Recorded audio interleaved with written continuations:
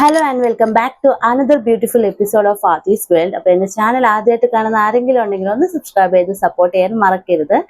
ഞാൻ ഓൾറെഡി ഈ വീഡിയോ ഒരു തവണ റെക്കോർഡ് ചെയ്തിട്ടോ, അപ്പോൾ ഫുൾ എനർജിയോടുകൂടി വന്നിരുന്ന് റെക്കോർഡ് ചെയ്ത് ഞാൻ എൻ്റെ കോസ്റ്റ്യൂമും ചേഞ്ച് ചെയ്ത് മേക്കപ്പ് എല്ലാം റിമൂവ് ചെയ്തിട്ട് എഡിറ്റ് ചെയ്യാൻ വേണ്ടി ഇരുന്നപ്പോഴാണ് കണ്ടത് അതിൽ സൗണ്ട് കേൾക്കുന്നില്ല. കാര്യം എന്താണെന്ന് എനിക്ക് അറിഞ്ഞൂടാ. മൈക്ക് ഇവിടെ എന്തോ ഓഫായിരുന്നു, പക്ഷെ എന്നാലും നോർമൽ സൗണ്ട് കിട്ടണയാണല്ലോ. എനിക്ക് അറിഞ്ഞൂടാ എന്തുകൊണ്ടാണോ ഒന്നും കിട്ടണില്ല, ഒരു 1% പോലും കേൾക്കുന്നില്ല. അപ്പോൾ വീണ്ടും ഞാൻ റെഡി ആയിട്ട് വന്നിരുന്ന് റെക്കോർഡ് ചെയ്യുകയാണ്. അപ്പം നമുക്ക് എന്തായാലും വീഡിയോയിലേക്ക് പോവാം.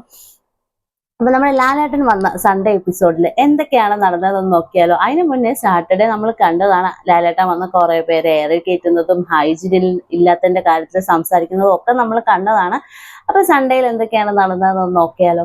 അപ്പൊ ആദ്യം തന്നെ സൺഡേ പൊക്കിയത് നമ്മുടെ ഷാനവാസിനായിരുന്നു. അതായത് ഷാനവാസ് അക്ബറിന്റെ നോട്ടം ശരിയല്ല എന്ന് ജിസേലിന്റെ അടുത്ത് പറഞ്ഞു നമ്മളെല്ലാവരും കണ്ടിട്ടുണ്ടായിരുന്നു.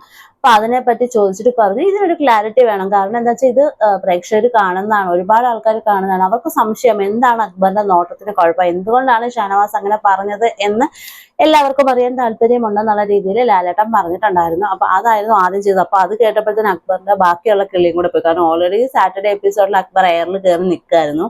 അപ്പോഴേക്കും പാതി കിളികളൊക്കെ പോയിട്ടുണ്ടായിരുന്നു. അപ്പൊ ഇതൂടെ ആയപ്പോഴത്തേനും ഫുൾ കിളികൾ പോയിട്ടുണ്ട്.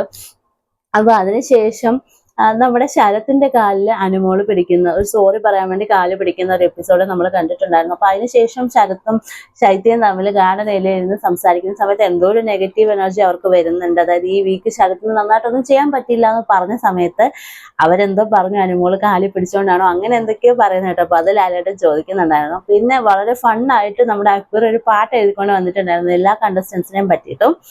നല്ല രീതിയിലല്ല അവരെ ഹൗസിൽ കാണിച്ചു കൂട്ടുന്നതൊക്കെ വെച്ചിട്ട് ഫണ്ണായിട്ടുള്ള ഒരു രീതിയിലായിരുന്നു കേട്ടോ. അപ്പൊ അതവിടെ പാടുന്നുണ്ടായിരുന്നു. നമ്മുടെ അക്ബർ പാടുമ്പോൾ നെവിൻ അതിനനുസരിച്ച് ഡാൻസ് കളിക്കുന്നത് കാണുന്നുണ്ടായിരുന്നു അല്ലെ. അത് നല്ല ഒരു ഫണ്ണായിട്ടുള്ള മൊമെന്റ് ആയിരുന്നു. അത് കൂടാതെ നമ്മൾ ഒരു എല്ലാവരുടെയും പേര് എഴുതി ഒരു ബോർഡ് കൊണ്ട് വെച്ചിട്ട് അതിൽ കുറച്ച് ഓപ്ഷൻസ് ഉണ്ടായിരുന്നു. ഏറ്റവും നല്ല ഗെയിമർ ആരാണ്, വിശ്വസിക്കാൻ കൊള്ളാത്തത് ആരാണ്, പുലിയല്ല എലിയാണ്, അങ്ങനെയൊക്കെ ബന്ധുള്ള കുറച്ച് കാര്യങ്ങൾ ഉണ്ടായിരുന്നു. അതിൽ ടിക്ക് ചെയ്യാൻ വേണ്ടിയിട്ട് ഏറ്റവും കൂടുതൽ വോട്ട് ആർക്കാണ് കിട്ടുന്നതെന്ന് നോക്കുന്ന ഒരു ടാസ്ക് ഉണ്ടായിരുന്നു ലാലേട്ടൻ വന്ന എപ്പിസോഡിൽ. അതിൽ നമ്മുടെ ഒരു ഗുഡ് ഗെയിമറായിട്ട് നമ്മൾ സെലക്ട് ചെയ്ത്, നമ്മളല്ല കണ്ടസ്റ്റൻസ് സെലക്ട് ചെയ്തത് അനീഷിനെ ആയിരുന്നു.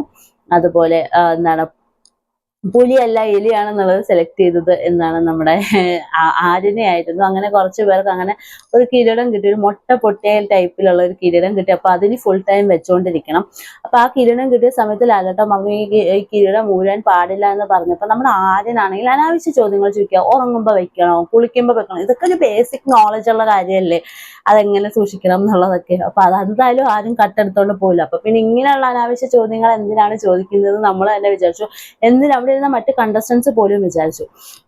അപ്പൊ അത് നടന്നത്. പിന്നെ ക്യാപ്റ്റനെ പറ്റി ചോദിച്ച സമയത്ത് എല്ലാവരും ആർക്കും ഇല്ല നല്ല അഭിപ്രായം പറയാനായിട്ട്. എല്ലാവരും വളരെ മോശമായിട്ടുള്ള, എന്തിന് കൂടെ നടക്കുന്ന ജിസേല് പോലും ആര്യനെ പറ്റി നല്ലൊരു വാക്ക് പറഞ്ഞിട്ടുണ്ടായിരുന്നില്ല. അപ്പൊ അതൊക്കെയായിരുന്നു നടന്നത്. പിന്നെ എവിക്ഷനിൽ നമ്മൾ സാറ്റർഡേ കണ്ടായിരുന്നു കലാഭവൻ സരിക പുറത്തു പോയിട്ടുണ്ടായിരുന്നു. ഈ സൺഡേയിലും ഒരാൾ എവിക്റ്റ് ആയി പോയിട്ടുണ്ട്. നമ്മുടെ സരിക KB ആയിരുന്നു പോയത്. അപ്പൊ 2 ശാരികമാരും പോയിട്ടുണ്ട്. 2 പേരും എവിക്റ്റ് ആയി പുറത്തുപോയി. ഇനി ലാലേട്ടൻ പോയതിനു ശേഷം അവിടെ നമ്മുടെ അക്ബറും ശരത്തും തമ്മിൽ പുതിയ ഗെയിംസ് ഒക്കെ ഈ വീക്കിൽ എങ്ങനെ കളിക്കണം എന്നുള്ളതൊക്കെ പ്ലാൻ ചെയ്ത് തുടങ്ങുന്നുണ്ട്. അതുപോലെ ജിസയിലാണെങ്കിൽ നമ്മുടെ ബിന്നിയുടെ അടുത്ത് പറയുന്നുണ്ട് ആര്യന്റെ ഈ സ്വഭാവ മാറ്റം, ആര്യൻ എന്താ ഇങ്ങനെയെന്നൊക്കെ ഉള്ള രീതിയിൽ പറഞ്ഞപ്പോൾ നമ്മുടെ ബിന്നി പറഞ്ഞത് ഇതാണ്. അതായത് എനിക്കത് ഡേ 1 മുതൽ തന്നെ മനസ്സിലായി. നിങ്ങൾ ഫ്രണ്ട്സ് ആയതുകൊണ്ടാണ് നിങ്ങൾക്ക് മനസ്സിലാവാഞ്ഞത്. ശരിക്കും ആര്യന്റെ സ്വഭാവം ആദ്യം തന്നെ എല്ലാവർക്കും മനസ്സിലായി എന്ന് പറഞ്ഞിട്ടുണ്ടായിരുന്നു.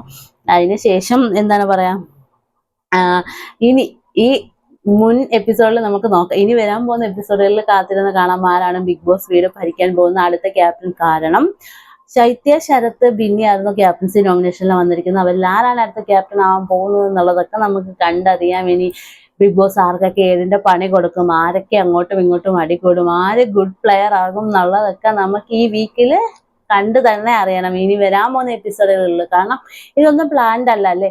എല്ലാവരും അവിടെ ഇരിക്കുന്ന കണ്ടസ്റ്റൻസിന് പോലും അടുത്ത സെക്കൻഡ് എന്താണ് സംഭവിക്കാൻ പോകുന്നതെന്ന് പ്രൊഡിക്റ്റ് ചെയ്യാൻ പറ്റത്തില്ല. അതിന്റെ കൂട്ടത്തിൽ ബിഗ് ബോസിന്റെ ഏതിന്റെ പണി കൂടെയാണ് ഇപ്പൊ നടന്നുകൊണ്ടിരിക്കുന്നത്.